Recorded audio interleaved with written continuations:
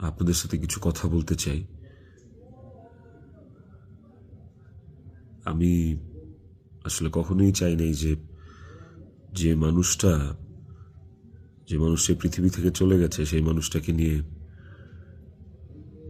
খুব বেশি বড় কোনো কনভারসেশন আপনাদের সাথে করতে। আমার ওয়াইফ ইকরা,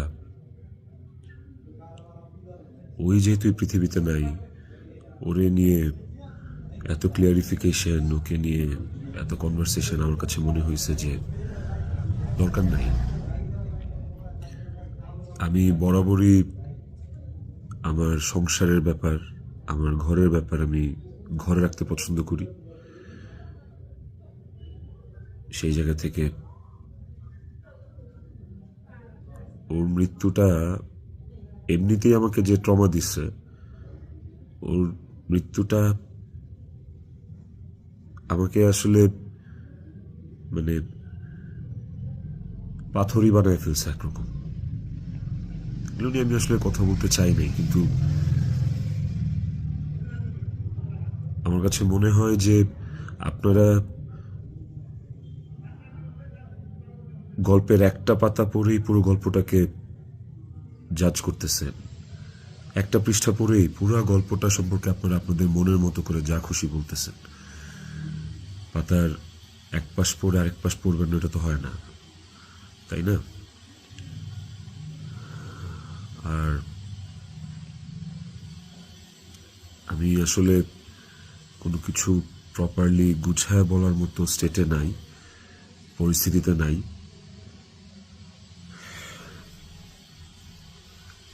আপনাদেরকে আমি কয়েকটা কোয়েশ্চেন অ্যান্সার দেওয়ার জন্য আসলে ভিডিওটা করতেছি,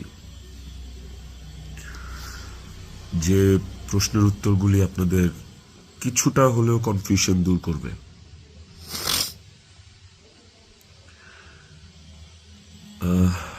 শেষ প্রশ্নটা থেকেই আসি আপনাদের।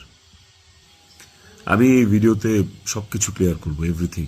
আমি আপনাদের প্রত্যেকটা প্রশ্নেরই উত্তর দেওয়ার চেষ্টা করব। আপনাদের শেষ প্রশ্নটা ছিল যে মানুষটা একটা মানুষকে ভালোবেসে ভালোবাসা প্রমাণ দিতে যে আত্মহত্যা করে চলে গেল, মরে গেল, আমি ওই মানুষটা শেষবারের মতো মুখটাও দেখতে আসলাম না। এই যে আপনাদের প্রশ্নটা, আচ্ছা আপনারা কি আমার দেশে আসার মতো পরিস্থিতি রাখছেন? হ্যাঁ, আমি দেশে আসা মাত্রই আমার উপর মব সৃষ্টি হবে। আমি দেশে আসার মাত্রই আপনারা আমাকে টাইনা ছিঁড়ে ফেলবেন। আমার ফোনে এত এত এত থ্রেটস আমি আপনাদেরকে বলে বুঝাইতে পারবো না। আমার কাছে এমনও ইনফরমেশন আসছে যে এয়ারপোর্টের বাইরে লোক রেডি করা আছে, আমি যাওয়া মাত্রই they will gonna hit me, they will gonna kill me. Police ধরে নিয়ে গেলে ওকে, আমি সেটা আইনিভাবে ফেস করব, কিন্তু এখন যদি আমিও মারা যাই, আমিও রিজিকের মার কাছে চলে যাই, রিজিকের কি হবে? আপনারা কি চান যে রিজিক তার বাবাকেও হারান? এই ছেলেটার কি দোষ? এই ছেলেটা বড় হবে না? ও কিভাবে বাঁচবে? মায়ের অভাব কেউ পূরণ করতে পারে না। যে মানুষটা বাইচা আছে বাপ, ওই বাপের অভাব কিভাবে পূরণ হবে তাইলে? মাও থাকবে না, বাপও থাকবে না? আপনারা এটা চান? আমার ইকরার শেষ মুখটা আপনারা আমাকে দেখতে দেন নাই। আমার ইকরার শেষ মুখটা ইকরার পরিবার আমাকে দেখতে দেয় নাই।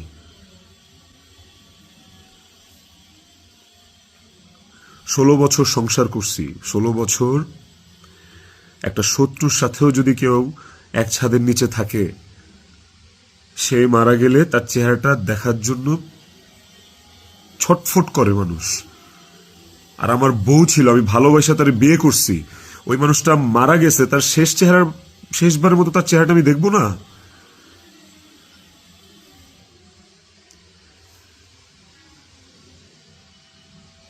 দেখেন, আমি না আসলে আপনাদের সাথে এখানে কোনো ফেক কথাবার্তা, মানে ফেক কান্নাকাটি, ফেক আপনাদের থেকে ইমোশন নেয়া, এগুলো নিয়ে কথা বলার জন্য আমি আসি না। আমি আপনাদেরকে আমার আমার জায়গাটা আমি ক্লিয়ার করতেছি। আমি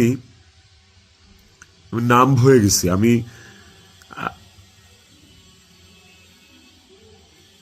আমারও মনে হয় যে আমি যে কোনো সময় কোনো একটা দুর্ঘটনা ঘটায় ফেলতে পারি, বাট ওই মুহূর্তে যখন রিজিকের ফেসটা আমার চোখের সামনে আসে না, আমি নিজেকে শক্ত না করা ছাড়া আমি কোনো উপায় দেখি না। কারণ এখন আমার কাছে সবচেয়ে ম্যাটার করে রিজিকের লাইফ। ইকরা নাই, ওকে আর ফিরায় আনা কোনোদিন সম্ভব না।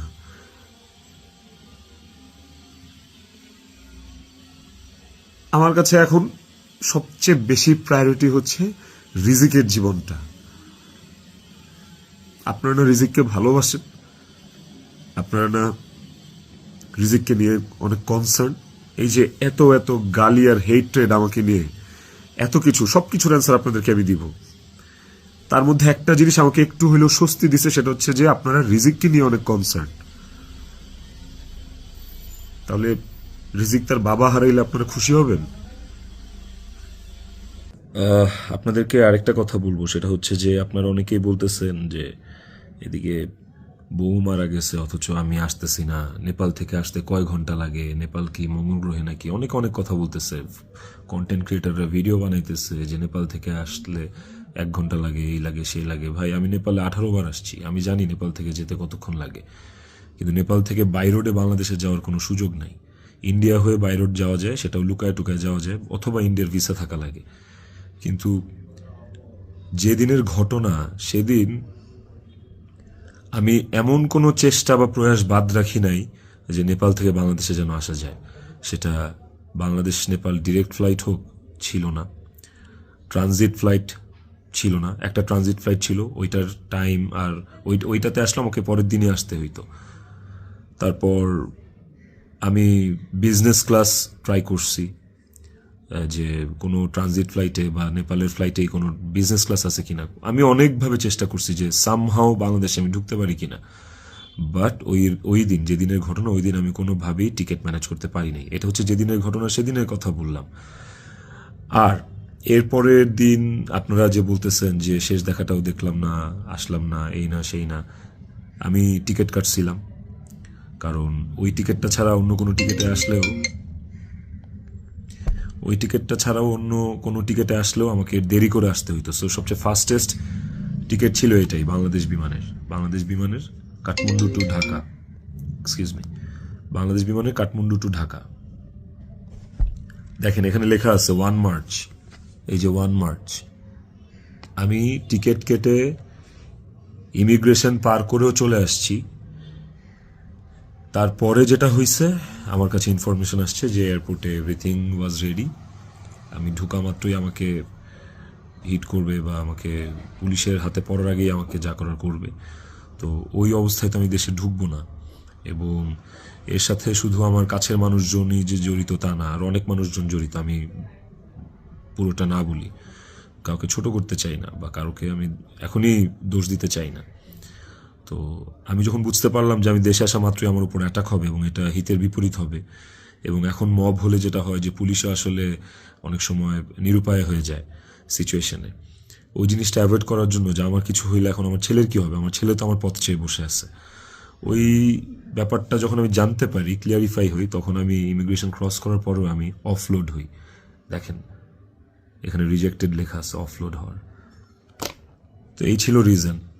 আর যারা বলতে চাচ্ছেন যে আমি আসি নাই, আমার আসার ইচ্ছা নাই, দেখার ইচ্ছা নাই, খুবই বুলশিট কথা এবং ভুল কথা।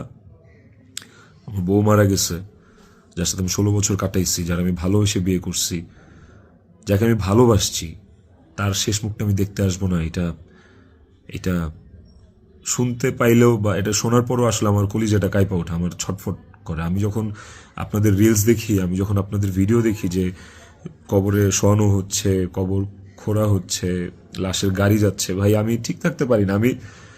আমার ভেতরটা যে কেমন ছটফট করে, আমি আপনাদেরকে এটা বুঝাইতে পারবো না।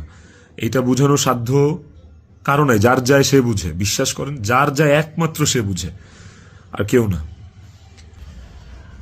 আপনাদের অনেক বড় একটা প্রশ্ন, অনেক বড় একটা জানতে চাওয়া যে ইকরার সাথে আমার এমন কি কথা হইল যে ইকরা সুইসাইড করতে বাধ্য হয়েছে।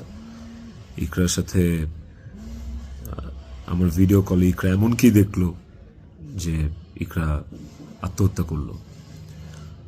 তো নেপালে আসার পর থেকে সমস্ত কনভারসেশন ইকরার সাথে আমার শেষ পর্যন্ত আমি আপনাদেরকে প্রোভাইড করব। কমেন্ট সেকশনে আপনারা দেখবেন, দেখলে আপনারা বুঝতে পারবেন যে আসলে কি ঘটছে বিষয়টা। আরেকটা যে বিষয় সেটা হচ্ছে যে কিছু স্ক্রিনশট ঘুরে বেড়াচ্ছে ফেসবুকে, সোশ্যাল মিডিয়াতে, যে ওখানে লেখা আমি ইকরাকে বলতেছি আমি ওকে ডিভোর্স দিয়ে তিথিকে বিয়ে করব, এন্ড আপনারা ভাবতেছেন এই জন্য ইকরা সুইসাইড করছে। আপনাদেরকে বলতে চাই ওই স্ক্রিনশটটা পুরোটাই ফেক। কারণ হচ্ছে আমি কোনোদিন ইকরার সাথে বাংলায় কনভারসেশন করি নাই, কোনো চ্যাটিংয়েই ওর সাথে আমার কোনোদিন কোনো বাংলায় এরকমভাবে বাংলা লেখায় ওর সাথে আমার কোনোদিন কোনো কনভারসেশন হয় নাই। ইকরার সাথে আমি সবসময় বাংলা আর ইংলিশ মিক্স কনভারসেশন করছি। বাংলা আর ইংলিশ মিক্স বলতে বাংলিশ ভাষায় আর কি, বাংলাটাকে ইংলিশে লিখে ওর সাথে কনভারসেশন করছি। তো ওই স্ক্রিনশটটা দেখে আপনারা ভুল বুঝেন না, মিসজাজ করেন না, ওটা একটা ভুয়া এবং ফেক স্ক্রিনশট। আমাকে ফাঁসানোর জন্য আসলে ওই স্ক্রিনশটগুলো বানানো। কে বা কারা বানাইছে আই হ্যাভ নো আইডিয়া। তো টক্সিসিটি একটা বিষয়, আমাদের রিলেশনশিপটা অনেক আগে থেকেই টক্সিক ছিল, অনেক আগে থেকে টক্সিক ছিল। তিথির সাথে পরিচয় হওয়ার আগে থেকেও টক্সিক ছিল, অ্যান্ড ও অনেক আগে থেকে আমার কাছে ডিভোর্স চাইতো, কিন্তু আমি কোনোদিনই ওকে ডিভোর্স দিতে চাইনি, তালাক দিতে চাইনি। আমার একটাই কথা ছিল যে আমি সংসার করব, কারণ আমি নিজে একটা ব্রোকেন ফ্যামিলি থেকে বড় হওয়া ছেলে। আমি যখন ক্লাস 5 বা 6 পড়ি তখন আমার বাবা মার মধ্যে ডিভোর্স হয়, সেপারেশন হয়। আমি খুব ভালো করে ফিল করছি, আমি নিজে ফিল করছি যে একটা ব্রোকেন ফ্যামিলিতে একটা সন্তান কোন ধরনের ইনকনভেনিয়েন্স, কত ধরনের সমস্যা ফেস করে, তার মেন্টাল স্টেট কেমন হয়। আমি কোনোদিনই চাইনি রিজিক এই সাতটা পাক। আমি কোনোদিন চাইনি যে রিজিক ব্রোকেন ফ্যামিলির বাচ্চা হোক, বেবি হোক, বা ও আমি যে কষ্টটা ফিল করছি আমার লাইফে এই কষ্টটা, সেম কষ্টটা রিজিক ফিল করুক, এটা আমি কোনোদিনই চাইনি। এই কারণে আমি অলওয়েজ আমার মধ্যে ট্রমাটা ছিল যে মানে ব্রোকেন ফ্যামিলির কনসিকুয়েন্সেস কি। আমি কোনোদিন ওর কাছে বলি নাই যে আমি ওকে ডিভোর্স দেবো বা আমি ডিভোর্স দিতে চাই। আমি অলওয়েজ ওর সাথে সংসারই করতে চাইছি। তো স্ক্রিনশট দিব, আপনারা দেখতে পাবেন। ইকরা শুরু থেকেই, আমাদের সম্পর্কের শুরু থেকেই অনেক সন্দেহপ্রবণ ছিল, আর এই সন্দেহ প্রবণতার কারণে আসলে আমাদের সম্পর্কটা বেশ টক্সিক হয়ে গেছিল। আর এই টক্সিসিটির মধ্যেও আমরা আসলে সংসারটা চালায় যাচ্ছিলাম। এই যে মানুষটা চলে গেল আমাদেরকে রেখে, এই যে মানুষটা মারা গেল, আমার সহধর্মিনী, ওরে নিয়ে আসলে আমার কতটুকু বলা উচিত আমি আসলে জানি না, কিন্তু সময় চলে আসছে, অনেক কিছু আপনাদেরকে আসলে জানানো উচিত, আপনাদেরকে জানাইতে হবে আমার, কারণ আপনারা একতরফা ভেবে যাচ্ছেন বিষয়টাকে। ওর কিছু বদভ্যাস ছিল, ওর জেনুইন কিছু বদভ্যাস ছিল যেগুলো আসলে ওকে আরো ক্রেজি করে ফেলছে, যেগুলো ওকে আরো মানে এমনি তো বাইরের মানুষ থেকে ট্রিগার্ড হইতো, ওই জিনিসগুলো ওকে আরো পেয়ে বসতো আর কি। এই বিষয়গুলো আসলে আমি জাস্ট মুখের কথা বলতেছি না, আমার কাছে প্রমাণ আছে। ইভেন আমি আপনাদেরকে এগুলো সব শেয়ার করব পরের ভিডিওতে with documents and all. Iqra triggered হইছে, কিন্তু সেটা আমি করি নাই। ইকরা ট্রিগার্ড হইছে আমারই কিছু ভাই ব্রাদার, কিছু কাছের মানুষ, যারা ওর আমার দুজনেরই কমন সার্কেল, যাদের সাথে ইকরার আমি দুজনই খুব ইন্টিমেট ছিলাম। ওরা ডে বাই ডে ওকে ট্রিগার করে করে আজকে এই জায়গায় নিয়ে আসছিল। এবং এই মানুষগুলা তো থার্ড পার্সন আমার জীবনে। একটা সংসার তখনই টক্সিক হয় যখন বাইরের মানুষরা ওই সংসারের মধ্যে ইনভলভ হওয়া শুরু করে, বাইরের মানুষগুলা ওই সংসারে হাজবেন্ডকে বা ওয়াইফকে ট্রিগার করা শুরু করে। তো এই মানুষগুলা সম্পর্কে আমি পরে অন্য একটা ভিডিওতে হয়তো বলবো, বা এই মানুষগুলো সম্পর্কে ওরা যারা নিজেদেরকে কাকরাইল মসজিদের ইমাম সাহেব মনে করে আমার সংসারে ইন্টারফেয়ার করছে, তাদেরকে নিয়ে পরে কথা বলবো উইথ প্রুফ। কিন্তু এখন আসলে আমি এইসব বিষয়ে বা অন্য কাউকে এক্সপোজ রিভিল করার মতো আসলে মেন্টাল পরিস্থিতিতে নাই। আমি কতটুকু গুছায় কথা বলতে পারতেছি আমি সেটাও জানি না, কিন্তু আমি ইকরাকে সুইসাইড করতে ট্রিগার করি নাই, শি ওয়াজ ট্রিগার্ড। এবং এই বিষয়টা আপনারা, আমি যে স্ক্রিনশটগুলো প্রোভাইড করব ওই স্ক্রিনশটগুলো দেখলে আপনারা বুঝবেন, যেখানে একটিবারের জন্য আমি ওকে কোথাও বলি নাই যে আমি ওর সাথে থাকবো না। আর আমার পুরো কনভারসেশনে আমি কখনো ওকে গালিগালাজ করি নাই, আপনারা সেটা পাবেন না। বরঞ্চ ও আমাকে অনেক গালিগালাজ করছে, অনেক উল্টাপাল্টা কথা বলছে, অনেক থ্রেট দিচ্ছে, অনেক কিছু করছে। তো আমি ট্রিগার করি নাই, আমি অন্তত চাই নাই যে ও সুইসাইড করুক। আমার কাছে ইকরা শুধু আমার ওয়াইফ ছিল না, আমার কাছে এত টক্সিসিটির পরে এসেও ইকরা আমার কাছে আমার সন্তানের মা ছিল। এটা আমার কাছে অনেক বড় একটা ব্যাপার ছিল। আপনাদের আরেকটা বড় প্রশ্ন বা জানার ব্যাপার ছিল যে ইকরার মৃত্যুর আগে ওর ভিডিও কলে ও এমন কি দেখছে বা আমি এমন কি বলছি ভিডিও কলে যে কারণে ও বাধ্য হয়েছে সুইসাইড করতে। আপনাদেরকে যে স্ক্রিনশটটা দিব ওই স্ক্রিনশটটাতেই আপনি নিচে গেলে দেখতে পারবেন যে একটা কনভারসেশনের পরে ওর সাথে আমার একটা 22 সেকেন্ডের ভিডিও কল। ওই 22 সেকেন্ডের ভিডিও কলটার বিষয় বলি। ও আমাকে কল দিচ্ছে, আমি ফোনটা ধরছি, ধরার পর ও আমাকে বলছে যে আমার শেষবারের মতো দেখে না, আমার আর জীবনে কোনোদিন দেখবি না। তো ওর ওই কথাটা শোনার পরে আমার কাছে মনে হয়েছে যে আমি খুব ঘাবড়ে গেছি, আমি ভয় পেয়ে গেছি যে নিশ্চয়ই কোনো একটা দুর্ঘটনা ঘটবে। সাথে সাথে আমি আমার অ্যাসিস্ট্যান্টকে কল দিছি যে ম্যাডাম পাগলামি করতেছে, ম্যাডাম রে তাড়াতাড়ি যা দেখ ম্যাডাম কি করতেছে, তাড়াতাড়ি পাগলামি করতেছে। ওই অ্যাসিস্ট্যান্টের সাথে কথা বলার সময় আমার ফোনে ওই কথা বলা অবস্থাতে আরেকটা ভিডিও কল আসছে। অ্যাসিস্ট্যান্টকে আমি হোয়াটসঅ্যাপে কথা বলতেছিলাম, মেসেঞ্জারে আমার কলটা, ভিডিও কলটা আবার আসছে ইকরার থেকে। তো অ্যাসিস্ট্যান্টের সাথে কথা বলতে বলতে ওই কলটা রিসিভ করতে পারি নাই। অ্যাসিস্ট্যান্ট ততক্ষণে ম্যাডামের ওখানে গেছে, আর আমার কলটা যেহেতু আমি ধরতে পারি নাই, তারপর আমি অ্যাসিস্ট্যান্টের সাথে কথা শেষে আমি নিজে কল ব্যাক করছি। তারপর আর ওই কল ওখান থেকে আর কখনো রিসিভ হয় নাই। তো আমার কথা হচ্ছে যে আমার কথা ভাবে নাই, মানলাম। আমার ছেলেটা রিজিক পর্যন্ত যে ওকে গেটে ধাক্কা দিচ্ছে, নক করছে, বলছে যে মা দরজা খুলো, মা দরজা খুলো। রিজিকের কণ্ঠস্বরটা কি ওর কানে যায় নাই? রিজিকের প্রতি কি ওর একটু মায়া কাজ করে নাই রিজিকের কথাটা শোনার পরে? তো এই ভিডিও কলের বিষয়টাও আপনাদেরকে আমি ক্লিয়ার করলাম। আই হোপ আপনারা স্ক্রিনশট দেখলে বুঝতে পারবেন। এবার আসেন নেপালের শুটিং প্রসঙ্গ।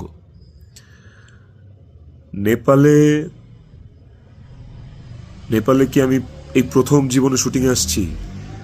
এর আগে আমি নেপালে শুটিং করছি, এর আগে আমি মালয়েশিয়াতে শুটিং করছি, থাইল্যান্ডে শুটিং করছি, সুন্দরবনে শুটিং করছি, দেশে মানিকগঞ্জ, কক্সবাজার, কত জায়গায়, কত আউটডোরে শুটিং করছি। তিথিও ছিল অনেক শুটিংয়ে। ওইসব শুটিংয়েও কিন্তু আমার আশেপাশের মানুষগুলা যারা প্রিটেন্ড করতো যে তারা আমার শুভাকাঙ্ক্ষী, বাট অ্যাকচুয়ালি তারা আমার শুভাকাঙ্ক্ষী না, ওই মানুষগুলা কিন্তু তখন ইকরাকে অনেক ট্রিগার করতো। কই, তখন তো ইকরা এই ধরনের কোনো স্টেপ নেয় নাই, তখন তো আত্মহত্যা করে নাই। আপনারা ইকরার আর ইকরার বান্ধবীর স্ট্যাটাস, সরি কি বলে ওটাকে, স্ক্রিনশট বোধহয় পড়ছেন। ওখানে কিন্তু ইকরা নিজেই স্পষ্ট লিখছে যে ও এইসব মানুষের কথাবার্তা নিতে পারতেছে না। গত 3 বছর ধরে ও এইসব মানুষের ট্রিগার আর সহ্য করতে পারতেছে না। ওর নিজের কথা ও নিজে লিখছে, আপনারা পড়ছেন। তো কিভাবে বলেন যে আমার ইকরাকে আমি মেরে ফেলছি? আমার ইকরাকে এইসব মানুষ মেরে ফেলছে, এরা মেরে ফেলছে, ট্রিগার করতে করতে, ওর কান ভরতে ভরতে। ইকরা ওয়াজ সো সফট হার্টেড। ও বাইরে থেকে অনেক শক্ত, কিন্তু ভেতরে খুব নরম একটা মানুষ ছিল। ওকে খুব সহজে ম্যানিপুলেট করা যাইত। ও মানুষের কথা বিশ্বাস করত, কারণ ও খুব সহজ সরল ছিল। তো এই আশেপাশের মানুষগুলো এই সুযোগটাই আসলে কাজে লাগাইছে, আশেপাশের মানুষগুলো এই চান্সটাকেই আসলে ইউটিলাইজ করছে। আপনারা অনেকেই বলতেছেন যে বউ ডিপ্রেশনে আছে আর জামাই নেপালে গার্লফ্রেন্ডের নিয়ে ফুর্তি করতেছে, বার্থডে উদযাপন করতে গেছে, এই ধরনের কথাবার্তা আপনারা অনেক বলতেছেন। দেখেন, এই নেপালে শুটিংয়ের আসার কিছুদিন আগে আমার নিজেরও বার্থডে ছিল। আমার বউ সুন্দর করে আমাকে সারপ্রাইজ দিচ্ছে, আমার ছেলে নিজের হাতে সাজাইছে, বাসায় আমার বার্থডে সেলিব্রেট করছে। তাইলে কি আমার বউ ডিপ্রেশনে ছিল? ডিপ্রেশনে থেকে আমাকে এত সুন্দর সারপ্রাইজ দিয়ে আমার বার্থডে সেলিব্রেট করছে। ওই ছবিগুলো তো ফেসবুকে আছে, কিছুদিন আগের ছবি। আর নেপালের যে বিষয়টা, তার আগে বলি যে আমরা যারা ইন্ডাস্ট্রিতে কাজ করি, আমাদের যখন কারো জন্মদিন থাকে সেটের, সেটা যেই হোক, সেটা হিরো হোক, হিরোইন হোক, ডিরেক্টর হোক, প্রডিউসার হোক, একটা মেকআপ আর্টিস্ট হোক বা একটা প্রোডাকশন বয় হোক, আমাদের শুটিং সেটে যখন কারোর জন্মদিন থাকে, আমরা সবাই শুটিং টিম থেকে, শুটিং ইউনিট থেকে তার জন্মদিনটা সেলিব্রেট করার চেষ্টা করি। কারণ আমরা সবাইকে ফ্যামিলি মেম্বার মনে করি। কেক কাটি ওই মানুষটাকে খুশি করার জন্য। তো ওই শুটিংয়ের মধ্যে, নেপালের শুটিংয়ের মধ্যে তিথির জন্মদিন, একটা অ্যাক্টরের জন্মদিন, আমাদের নায়িকার জন্মদিন, ওইটা কেক কেটে সেলিব্রেট করাটা কি দণ্ডনীয় অপরাধ আমার জন্য? আর আমি তো সেলিব্রেট করি নাই, আমার তো সেলিব্রেশন ছিল না, পুরো ইউনিট সব কিছু অ্যারেঞ্জ করছে। আমি একটা কেকও দেই নাই, আমি একটা গিফটও দেই নাই ওকে। যে যার যার মতো গিফট দিচ্ছে, কেক আনছে, সুন্দর করে সবাই মিলে ইউনিটের পক্ষ থেকে আমরা ওর বার্থডেটা সেলিব্রেট করছি। এবং ওর বার্থডেটা যে সেলিব্রেট করছি সেটাও চেষ্টা করছি খুব লোকিভাবে করার। স্টিল অনেকে ছবি তুলছে, দিছে, বাট আমার কাছে মনে হয়েছে যে এই জায়গায় তিথির জায়গায় বিধি থাকতে পারতো, এই জায়গায় আমি থাকতে পারতাম, এই জায়গায় অনেকেই থাকতে পারতো। ধরেন এই নেপালে শুটিংয়ে আসার কিছুদিন আগে আমার জন্মদিন ছিল, তখন আমি একটা শুটিংয়ে ছিলাম, সেই শুটিংয়ে আমার জন্মদিন কেক কেটে উদযাপন করছে সেটে। তো আপনারা কি বলবেন যে আমার জন্মদিন উদযাপনের জন্য ওই দিন শুটিং রাখা হয়েছে, শুটিং করা হয়েছে? আর নেপালের মতো একটা আউটডোর শুটে এমনি যাওয়া যায় না। একটা আউটডোর শুটের অনেক প্ল্যান লাগে, যেটা 1-1.5 মাস আগে থেকে করা লাগে। যে আউটডোর শুটের স্ক্রিপ্ট থাকা লাগে, অনেক কিছু আছে। আর্টিস্টদের স্কেডিউল, অ্যাকোমোডেশন, ট্রান্সপোর্টেশন, টিকেট, অনেক কিছু থাকে। সো বার্থডে উদযাপন করার জন্য নেপাল গেছি, এই কথাটাও আসলে যারা ইন্ডাস্ট্রির তারা আসলে এই কথাটা বলতে পারে না। বাইরের মানুষদেরকে আমি আর কি বলবো? তো এই বিষয়টাও আপনাদেরকে ছোট করে একটু ক্লিয়ার করলাম। আই হোপ এই জিনিসটাকেও আপনারা সহজ এবং সরলভাবে দেখবেন, এটাকে খুব জটিলভাবে দেখার কিছু নাই। আপনারা অনেক জায়গায়, অনেক ছবিতে, অনেক পোস্টে হয়তোবা দেখে থাকতে পারেন যে ইকরা এবং তিথি একই সাথে আছে, একই জায়গায় আছে, হয়তোবা কোনো পার্টিতে বা কোনো কফি শপে বা যে কোনো আড্ডায়। এরকম অনেক অনেক মোমেন্টস আমাদের একসাথে আছে, আমিও ছিলাম। এই আমার জন্মদিনে, আমার এই বছরের আগের বছরের জন্মদিনে সবাই ইনভাইটেড ছিল, সেখানে তিথিও ইনভাইটেড ছিল। যদি বিষয়টা এতটাই টক্সিক হইতো, তাইলে কি এই জিনিসটা এত সহজ হইতো একটা মেয়ের জন্য যে তার হাজবেন্ডের একটা মেয়ের সাথে রিলেশন, সেই মেয়েটাকে তার বার্থডেতে ইনভাইট করে, তার সাথে কফি খেয়ে, তার সাথে আড্ডা দিয়ে, জিনিসটাকে কেমন না বিষয়টা? এবং সেটা তো একবার দুইবার না, একাধিকবার। তিথির বিষয়টা নিয়ে যদি বলি, দীর্ঘদিন একসাথে কাজ করার কারণে, একসাথে স্ক্রিন শেয়ার করার কারণে আমাদের ইন্ডাস্ট্রিতে একটা আর্টিস্টের সাথে একটা আর্টিস্টের ভালো বন্ধুত্ব, ভালো বন্ডিং হইতেই পারে। তিথির সাথেও আমার খুবই ভালো একটা বন্ডিং ক্রিয়েট হয়েছিল এবং একটা নির্ভরশীলতার জায়গা আমাদের মধ্যে ছিল। তার মানে এই না যে আমি ইকরাকে ডিভোর্স দিয়ে তিথিকে বিয়ে করব। এই কথা না আমি কোনোদিন ইকরাকে বলছি, না তিথি কোনোদিন আমাকে এই কথা বলছে। সো এইটাকে এত জাস্টিফাই আপনারা করতে পারেন না। I have prove. আমি আমি আমি কয়েক জায়গায় লিখছি যে তুমি আমার ওয়াইফ, ইকরাকে, যে তুমি আমার ওয়াইফ। তো আমার লাইফে ওয়াইফ একটাই, and it is you, and আমি তোমাকে ডিভোর্স দিব না, আমি তোমার সাথে সংসার করতে চাই। কয়েকবার এই কথা আমার কনভারসেশনে লেখা আছে, আপনারা দেখবেন। তিথির প্রতি এই সুন্দর একটা নির্ভরযোগ্যতার জায়গা তৈরি হওয়ার পেছনে যে কারণটা, সেটা হচ্ছে যে চারপাশে এত এত ভুল মানুষ দেখছি, চারপাশে এত এত কি বলে এটাকে, দুধের মাছি আমি পাইছি এই বিগত বছরগুলোতে। ওকে আমার কাছে অনেস্ট মনে হয়েছে, ওকে আমার কাছে ডেডিকেটেড মনে হয়েছে। আমার কাছে মনে হয়েছে যে অন্তত এই মানুষটা আমার জন্য ক্ষতিকারক না। তো যখন আপনি আপনার সারাউন্ডিংসে এরকম একটা মানুষ পাবেন যে মানুষটা আপনার জন্য ক্ষতিকারক না, ডেডিকেটেড এবং এবং যার সাথে আপনার মেন্টালিটি ম্যাচ করে, ওই মানুষটা সাথে আপনার ভালো বন্ডিং হওয়াটা খুব স্বাভাবিক। শুধু আমার না, আর অনেকের এরকম হয়। আমার এখন যেটা মনে হইতেছে সেটা হচ্ছে যে ইকরা আমার কাছে যতবার ডিভোর্স চাইছে, ও যতবার বলছে যে আমাকে ডিভোর্স দিয়ে দাও, আমার আসলে ওকে ডিভোর্স দিয়ে দেওয়া উচিত ছিল, তাইলে অন্তত ইকরা তো বেঁচে থাকতো। একটা টক্সিক সম্পর্ক ধৈরা বাইন্ধা টাইনা হেঁচড়া টিকায় রাখার থেকে আসলে ওই সম্পর্কটা না থাকাই ভালো। অন্তত মানুষগুলো তো জীবিত থাকতো। দেখেন, ইকরা মারা গেছে, ইকরা একা মারা যায়নি, ইকরার সাথে আমাকেও নিয়ে গেছে। আমি আমি এখন একটা জিন্দা লাশ। পৃথিবীতে পৃথিবীতে সবচেয়ে বড় শাস্তি কি হইতে পারে? আমি যদি ফাঁসিতেও ঝুলি, ওটা আমার কাছে কোনো পানিশমেন্ট না, শাস্তি না। আমাকে যদি আপনারা মব করে মাইরাও ফেলেন, সেটাও আমার জন্য শাস্তি না।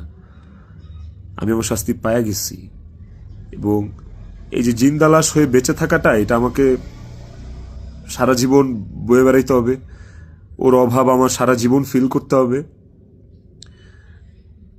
আমার নিজের জন্য বাঁচার আসলে আর কিছু নাই। আমি আমার শাস্তি পায়া গেছি। আমি এর চেয়ে বড় কোনো শাস্তি হইতে পারে না যে আমি একটা জীবিত লাশ হয়ে সারাটা জীবন পার করব। বিশ্বাস করেন, আমার দম বন্ধ হয়ে আসে, আমার নিঃশ্বাস বন্ধ হয়ে আসে। আমি আমি আমি 5 মিনিট পর পর আমি উন্মাদ হয়ে যাইতেছি। বাট ইভেন আমি সুইসাইড করার অনেক চিন্তা ভাবনা করতেছিলাম। বারবার মনে হচ্ছিল যে আমি ইকরার কাছে চলে যাই, ইকরা আমাকে ডাকতেছে। কিন্তু যখনই রিজিকের চেহারাটা চোখের সামনে ভাইসা ওঠে না, ওই মুহূর্তে আসলে আর আর কিছু মাথায় কাজ করে না। মনে হয় যে না না না না, আমি করতে পারবো না, রিজিকের জন্য আমার বাঁচতে হবে। আপনারা প্লিজ প্লিজ রিজিকের জন্য হইলেও আমারে বাঁচতে দেন, আমারে দেশে আসতে দেন প্লিজ। আপনারা যদি রিজিককে ভালোবাসেন, আমাকে একটা সুযোগ দেন রিজিকের যোগ্য পিতা হয়ে দেখানোর। আমি ওকে একটা সুন্দর জীবন দিতে চাই। আমি ওর মায়ের অভাব পূরণ করতে পারবো না, কিন্তু আমি ওকে আমার বাবার ভালোবাসা থেকে, আমি ওর বাবার ভালোবাসা থেকে বঞ্চিত করতে পারবো না। আমি চাই না। আমি ওকে একটা আদর্শ বাবা হয়ে দেখাইতে চাই। আমার সন্তানটা আমার সাথে খুব কানেক্টেড। যারা আমার কলিগ, তারা দেখছে, তারা জানে যে আমার ছেলেটা আমার জন্য কি পরিমাণ ক্রেজি, পাগল। আমাকে আমার ছেলের কাছে যাইতে দেন আপনারা প্লিজ। ও আমার জন্য অপেক্ষা করতেছে। ওকে ওকে আমি মানুষের মতো মানুষ করতে চাই। ওকে আমি পৃথিবীতে সুখের একটা জীবন দিতে চাই। প্লিজ। আইনের প্রতি আমার শ্রদ্ধা আছে। আমি দেশে আসলে আইন আমাকে যে শাস্তি দিবে, আইন যে সিদ্ধান্ত নিবে, আমি সেই সিদ্ধান্তের সাথে একমত থাকব। আমার তাতে কোনো আপত্তি নাই। আমি আইনিভাবে এই জিনিসটা ফেস করবো, আমার কোনো আপত্তি নাই। কিন্তু প্লিজ আমাকে রিজিকের থেকে দূরে সরায়েন না আপনারা। এতটুকু আপনাদের কাছে অনুরোধ করে বলতেছি, হাত জোর করে বলতেছি, প্লিজ।